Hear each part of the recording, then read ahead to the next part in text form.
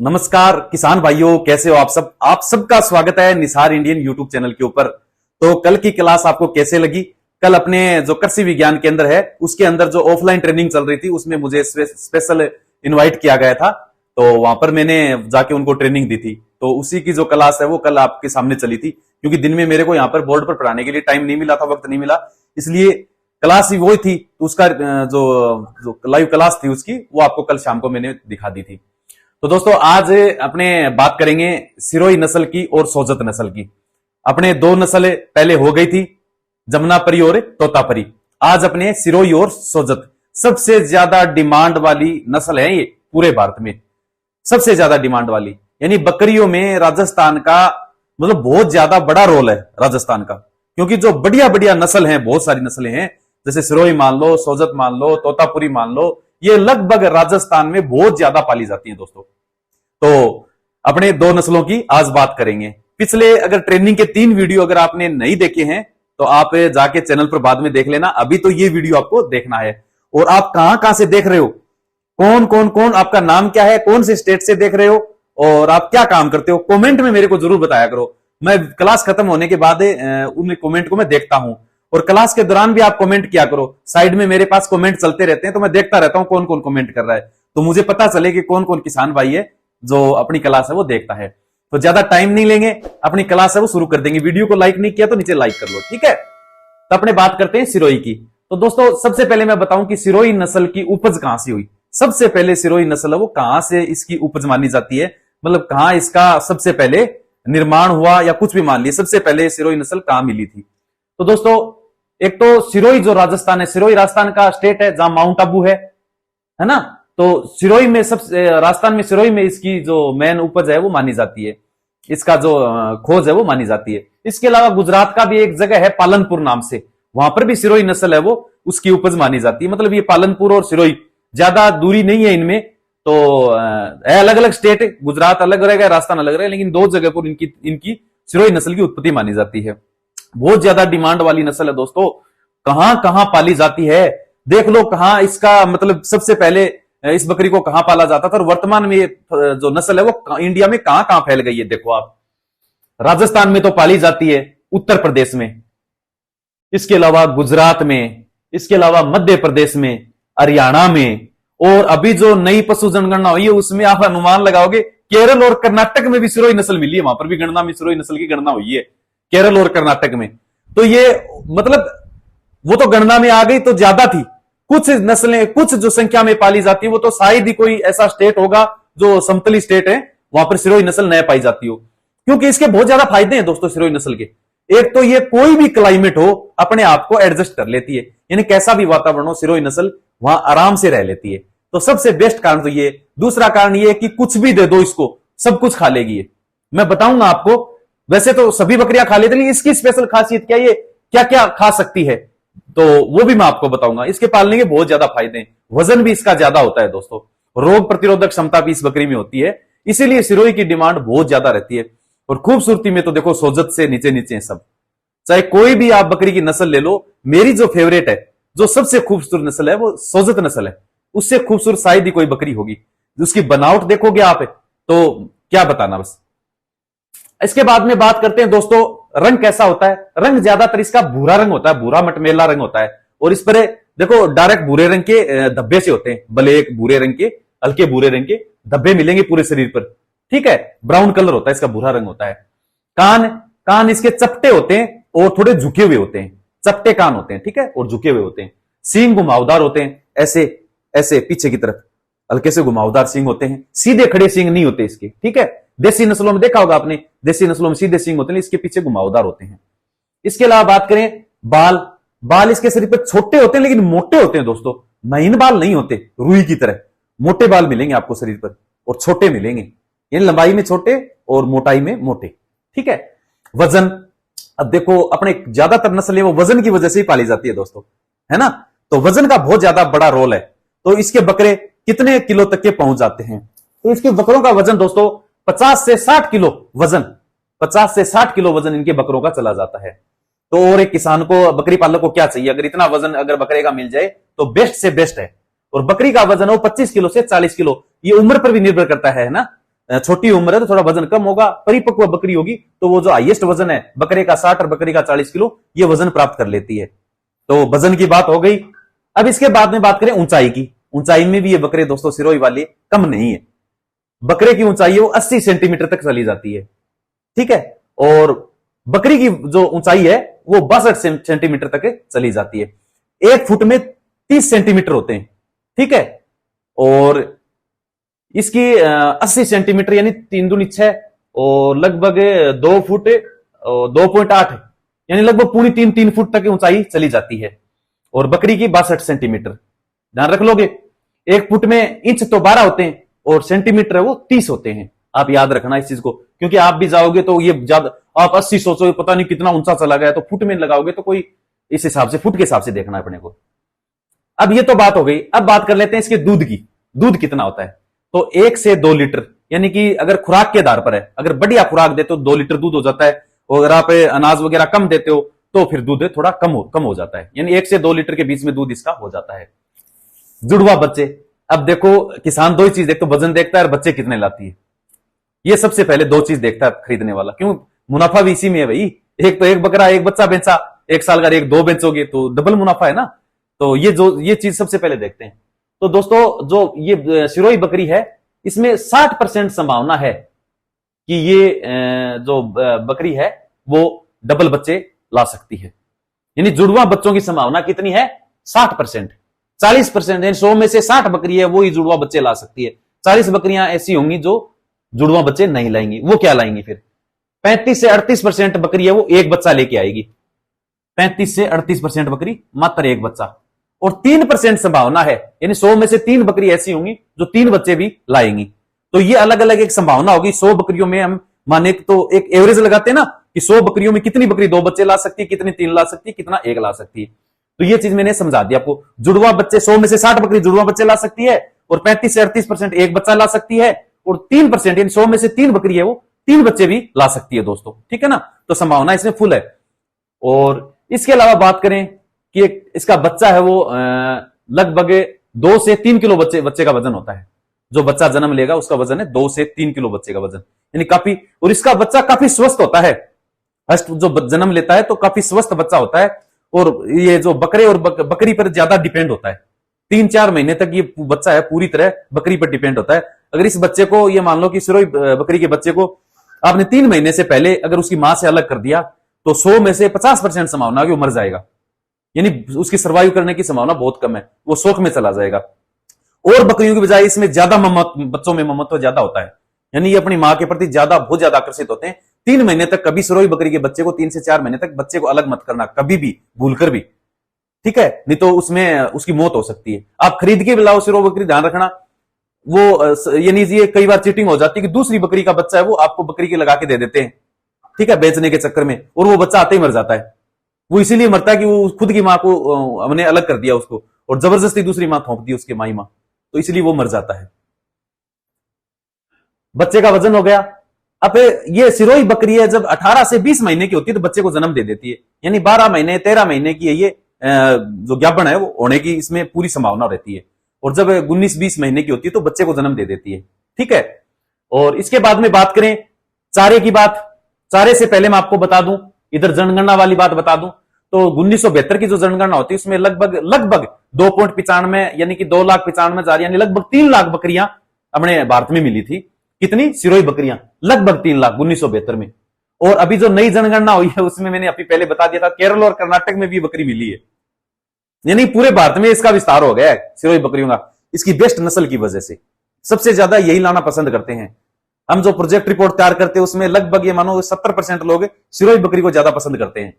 और इसके बाद में चारे की बात कर लेते हैं, क्या क्या खा सकती है। वैसे तो लगभग सभी बकरियां खा सकती है, लेकिन चारे के लिए अपने अलग से एक पूरा वीडियो बन जाएगा। यानी बकरी खाने लायक बकरी के इतना चारा होता है, इतनी, यानी खेत में फसल उगाई है, भारत में कितनी फसल होती है, उनमें क्या क्या खा सकती है, अनाज में ये क्या क्या खा सकती है, और भारत में जितने भी पेड़ है उन कौन कौन से पेड़ों के पत्ते खा सकती है बकरी, और जो अनाज है वो कौन कौन सा अनाज खा सकती है, बाजार में जो सब्जियां हैं कितनी सब्जियों के छिलके खा सकती है बकरी, वो सब उसका अलग से फूड पर पूरा वीडियो बनाएंगे अपने, ठीक है ना। और जो अपने चल के घास उगाते हैं बरसी में, जॉइंट नेपियर है, ये कौन कौन से घास है वो बकरी खा सकती है, इस पर अलग वीडियो बनाएंगे, अभी थोड़ा सा देख लेते हैं अपने। चारे में देखो ये बकरी बरसीम भी खा सकती है, बरसीम जैसे नेपियर वगैरह उगाते हैं ना, वैसे इसके लिए अलग से बकरियों के लिए चारे के लिए उगाया जाता है। लहसुन भी खा सकती है, सब जानते हो, सेम भी खा सकती है, मटर भी खा सकती है, मटर उगाते हैं ना अपने सब्जियों वगैरह के लिए, वो भी खा सकती है, गंवार भी खा सकती है, राजस्थान में काफी गंवार होता है, तो खड़ा हरा गंवार भी खा सकती है, और निकला हुआ जो सूखा चारा है गंवार का वो भी खा सकती है, और गंवार का जो बीज है, गंवार जिसको बोलते हैं, वो भी भिगोकर पका कर दो तो वो भी खा जाती है, गंवार 100% खा जाती है, मक्का भी खा जाती है, ठीक है, और जई भी खा जाती है। ये तो हो गई फसलों की बात, जो उगाने वाली फसल है उनमें क्या क्या खा जाती है। फिर बात कर लेते हैं पत्ते, पेड़ जो अपने नेचुरल रूप से पेड़ उगते हैं उनमें किस किस पेड़ के पत्ते खा जाती है।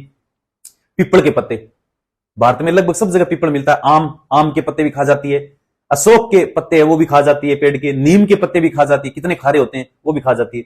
बेर, ये ज्यादातर क्या मरुस्थलीय इलाकों में होता है, जो झाड़ी बेर बोलते हैं जिसको, बेर जानते हो सभी आप, अपने बेर खाते हैं, तो उसकी झाड़ी के जो पत्ते होते हैं बेरी के, तो वो आराम से खा लेती है, वो बेर खुद बेर भी खा लेती है नीचे पड़े हुए, बरगद के पत्ते भी खा लेती है, ठीक है।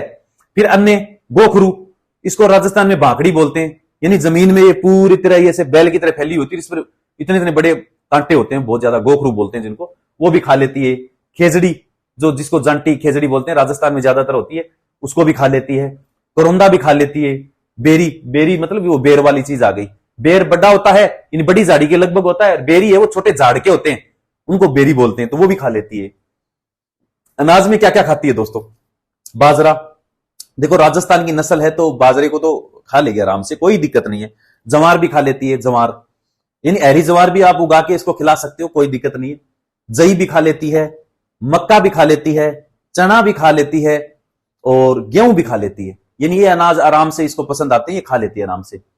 कृषि उत्पाद या औद्योगिक अपशिष्ट जो बचे होते हैं फैक्ट्रियों वगैरह में, क्या क्या चीज बचती है जो किसी और कोई काम नहीं आता लेकिन बकरी खा लेती है, जैसे नारियल के बीज का छिलका है वो भी खा लेती है, सरसों का छिलका है वो भी खा लेती है, मूंगफली का छिलका, ये वो भूसे हैं जो सूखा चारा जिनको भूसा बोलते हैं वो है लगभग ये। मूंगफली का छिलका, मूंगफली का चारा बोलते हैं ना, मूंगफली का चारा, वो भी आराम से खा लेती है। अलसी का चारा भी खा लेती है, शीशम के पत्ते भी खा लेती है, गेहूं का बुरादा भी खा लेती है, यानी तूड़ी होती है तूड़ी, गेहूं की जो गेहूं की जो फसल निकालने के बाद जो उसका सूखा चारा बनता है वो भी खा लेती है, और चावल का बुरादा ये भी खा लेती है, ठीक है। तो मेरे हिसाब से खाने में ये बकरी कुछ नहीं छोड़ती जो खाने लायक चीज है, और जो और बकरियां नहीं खाती वो भी ये खा जाती है, इसीलिए इसकी ज्यादा डिमांड रहती है, और रोग प्रतिरोधक क्षमता, वजन ज्यादा इकट्ठ करती है, और दिखने में भी सुंदर है, सुडौल है, इसीलिए इस बकरी की डिमांड है लगभग पूरे भारत में रहती है सिरोही नस्ल की। तो मेरे को नहीं लगता दोस्तों कि कीमत की वजह से इसको अपने को इग्नोर करना चाहिए, कीमत भी अपने को देखनी चाहिए इसकी। अब सबसे मेन चीज तो कीमत ही है, सर बकरी तो बहुत अच्छी है लेकिन कीमत क्या होगी इसकी, कीमत बता देते हैं आपको। बकरा है वो लगभग 400 रुपए खड़ा जो तोल है, लाइव जो तोल है 400 रुपए किलो तक मिल जाता है। अब वो डिमांड के आधार पर कहीं कम भी हो सकता है, कहीं ज्यादा भी हो सकता है, ठीक है ना, एवरेज बता रहा हूं मैं 400। और जो मादा है बकरी है वो 350 रुपए किलो तक मिल जाती है। आप अगर कहीं से लेके आओ फार्म में से अपने घर के लिए बकरी या फार्म के लिए लेके आनी तो तोल के देते हैं आजकल, तो आपको पता ही है। वो टाइम तो चला गया कि खड़ी बकरी को देख लिया, उसको राजस्थानी में कूंतना बोलते हैं, कूंट के ना देख लेते हैं, जैसे फूस भी, ये चारा वगैरह भी खरीदते हैं ना राजस्थान में, आज भी खरीदते हैं, तोलते नहीं है, बहुत सारी चीज ऐसी तोलते नहीं है राजस्थान में। जैसे खेत में चारा पड़ा है तो 4 लोग इकट्ठा होकर उसको कूंट लेंगे, नहीं आइडिया लगा लेंगे, अनुमान लगा लेंगे कि ये लगभग इतना चारा होगा, तो वो भी बेचने वाला सहमत हो जाएगा कि नहीं थोड़ा सा फालतू है, तो बीच में वो तय कर लेते हैं हाँ लगभग इतना चारा है, उतने के पैसे देते हैं। और अभी बकरे भी ना गांव में जो फार्म नहीं कर रखे हैं वो गांव में बकरे भी ऐसे ही बेचते हैं, बकरी भी लगभग जैसे बकरे का आइडिया लगा लेते हैं ये 25 से 1 किलो का होगा, किसान कहेगा, बेचने वाला कहेगा नहीं ये 30 किलो का या 32 किलो का, तो बीच बचाव करके उसका वजन है वो बिना तौले फिक्स कर लेते हैं, उसको कूंतना बोलते हैं, तो उसके हिसाब से वो वजन तय हो जाता है। तो मैं नर की बात कर रहा था, 400 रुपए किलो आजकल तोल कर देते हैं, और मादा की 350 रुपए किलो। और वैसे सीधी वजन की बात करें तो आप मान के चलो कि ये मतलब छोटी बकरी 12,000 से लगा के आपके 20 या 22,000 तक या 25,000 तक ये बकरी है वो बढ़िया नस्ल, यानी 25,000 में ये मानो कि जो 2 दांत बकरी है, 3 दांत बकरी है, 4 दांत बकरी है, परिपक्व एकदम हष्ट पुष्ट स्वस्थ बिल्कुल प्योर नस्ल है, वो 25,000 लास्ट है उसके, उससे आगे नहीं जाएगी। अब मांगने को कितने भी मांग सकते हैं, 15-16,000 की भी बकरी आ जाती है, 12,000 की भी आ जाती है, तो जैसा माल वैसे पैसे इसका। इसलिए मैं रेट बताता नहीं हूं, थे तो पकड़ के बैठ जाओ कि सर ने बताया था इतनी रेट होगी। अब वो आपकी जगह और डिमांड के हिसाब से अलग हो सकती है किसान भाइयों, है ना। ये तो आप भी जानते हैं कि भारत बहुत बड़ा देश है, बहुत जगह हर तरीके के जो विचार है वो पाए जाते हैं। तो कई कई जगह इसकी कम कीमत होती है, कई जगह ज्यादा होती है। तो एक आइडिया दे देता हूं मैं लगभग आपको। बाकी इसके रेट को कभी पकड़ के मत बैठना कि यही रेट होगा। परिपक्व अवधि 14 से 16 माह, मैंने बताया था कि 12 महीने की ये होने के बाद है वो ज्ञापन होने की संभावना हो जाती है इसकी, और लगभग 18 महीने 20 महीने की होती है तो ये बच्चा दे देती है, जन्म दे देती है बच्चे को। तो अब मेरे हिसाब से कुछ नहीं बच्चा इसमें, लगभग सारी चीजें हो गई है। सिरोही नस्ल की जो बात है वो कंप्लीट हो चुकी है अपनी, ठीक है। तो अब अपने बात करेंगे सोजत, जो आपकी भी फेवरेट हो सकती है और मेरी भी फेवरेट हो सकती है। सोजत बकरी बहुत खूबसूरत होती है दोस्तों, और उसका रंग है वो व्हाइट होता है, और जो इसके ये जो किनार होती हैं कानों की, नाक की, ये गुलाबी कलर की। तो दोस्तों अब बात करते हैं सोजत बकरी। आप सोच सकते हो कितनी खूबसूरत सोजत बकरी की जो उत्पत्ति है, यानी सबसे पहले इसका जो निर्माण है वो अपने राजस्थान के पाली जिले में जो सोजत नाम करके एक जगह है, वहां पर इसका सबसे पहले विकास हुआ था। अब हो सकता है बहुत से किसान भाइयों को नहीं पता है कि सोजत बकरी देखो जमीन से तो निकली नहीं है, शुरुआत में जो कोई बकरियां हैं उनका ही क्रॉस ब्रीड होकर नई नस्ल उत्पत्ति होती है। तो सोजत जो नस्ल है वो दोस्तों एक तो जमुनापरी और एक हैदराबादी, इन दो नस्लों का मिक्स ब्रीड है, यानी इसकी क्रॉसिंग के बाद सोजत बकरी की उत्पत्ति हुई थी। जो ये सोजत बकरी है, ये क्या आपको पता था? ये बात है बहुत से किसानों को नहीं पता था कि जमुनापुरी और हैदराबादी बकरियों का क्रॉस करवाया गया तो सोजत बकरी है वो प्राप्त हुई थी। और वर्तमान में ये राजस्थान में देखो खूब बहुत सी जगह ऐसी राजस्थान में जहां पर स्पेशल मैं जगह बता देता हूं। फलोदी जो जोधपुर में है, काफी शुष्क क्षेत्र है, और प्रॉपर जोधपुर में आसपास में सोजत जो पाली में है, पिपाड़ जो जोधपुर में, ये राजस्थान में है पूरे एरिए। इन जगह ये सोजत बकरी है वो खूब इसकी डिमांड रहती है और आपको मार्केट में अच्छे से ये बकरी मिल जाती है। इसके अलावा संपूर्ण भारत में सोजत बकरी वो मिल जाती है। बहुत से मतलब आपको कई स्टेट ऐसे हैं जहां पर ये बकरी बहुत ज्यादा अच्छे चाव से पाली जाती है, क्योंकि इसके स्पेशल कुछ ऐसी विशेषताएं हैं सोजत बकरी में जिसकी वजह से लोग इसको पसंद करते हैं।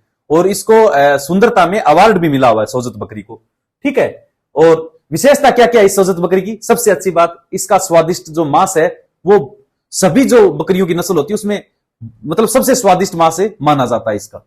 और सफेद रंग, सफेद के साथ कभी गुलाबी रंग भी थोड़ा थोड़ा उसमें झलकता है। जैसे ये जो किनार होती है ना, कानों की किनार, नाक की, होठों की, यहां पर गुलाबी कलर भी इसमें झलकता है। तो सोचो सफेद और गुलाबी रंग होगा तो कितनी खूबसूरत बकरी होगी। खूबसूरत होती है, उसकी वजह से इसकी ज्यादा डिमांड है। और कभी कभी क्या है, हल्के काले मतलब मटमेले रंग के धब्बे भी सोजत बकरियों पर मिल जाते हैं, ठीक है। लेकिन जो प्योर व्हाइट है, ज्यादातर प्योर व्हाइट ही मिलेगी आपको, यानी पूर्ण सफेद ही मिलेगी आपको। अब इसके बाद में बात कर लेते हैं अपने जो और विशेषताएं हैं। सींग, देखो सोजत बकरियों में मैक्सिमम सींग नहीं होते दोस्तों। सोजत बकरी एक ऐसी है जिसमें सींग नहीं होते, नए के बराबर होते हैं तो अवशेषी अंग के रूप में होते हैं, तो वो दिखते भी नहीं है आम आदमी को देखने पर, ठीक है। कान इसके ठीक ठाक लंबे होते हैं, क्योंकि हैदराबादी है तो हैदराबादियों के कान है वो काफी लंबे होते हैं, इसके भी कान है वो थोड़े लंबे होते हैं। और कभी कभी जो बकरा होता है उसमें दाढ़ी भी मिलती है, सोजत बकरे में नीचे दाढ़ी भी होती है। और वजन दोस्तों सबसे जल्दी वजन बढ़ाने वाली नस्ल है, सबसे जल्दी वजन बढ़ाने वाली, यानी 0 से 3 महीने तक का इसका वजन है वो 100 से 120 ग्राम प्रतिदिन बढ़ता है। कब? जन्म से लगाकर 3 महीने तक रोजाना 100 से 120 ग्राम बढ़ता है। और फिर 3 महीने से 12 महीने तक इसका वजन रोज 130 ग्राम के लगभग वजन बढ़ता है। तो सबसे तेजी से इसमें वजन बढ़ता है सोजत बकरी में। यह वजह भी है इसकी, यानी खूबसूरत तो है ही है, वजन भी बहुत जल्दी बढ़ता है इसका। इस वजह से भी इस बकरी को ज्यादा पसंद किया जाता है। दूध दोस्तों, दूध कम होता है इस बकरी के, यानी 1 से 1.5 लीटर दूध है वो इसमें पाया जाता है। तो इसको स्पेशल मांस के लिए पाला जाता है, दूध के लिए सोजत बकरी को चुनाव है वो कोई नहीं करता है, ठीक है। इसके बच्चे है वो दूध पी ले, बस इतना ही दूध इसके होता है, आप नहीं निकाल पाएंगे इसका दूध।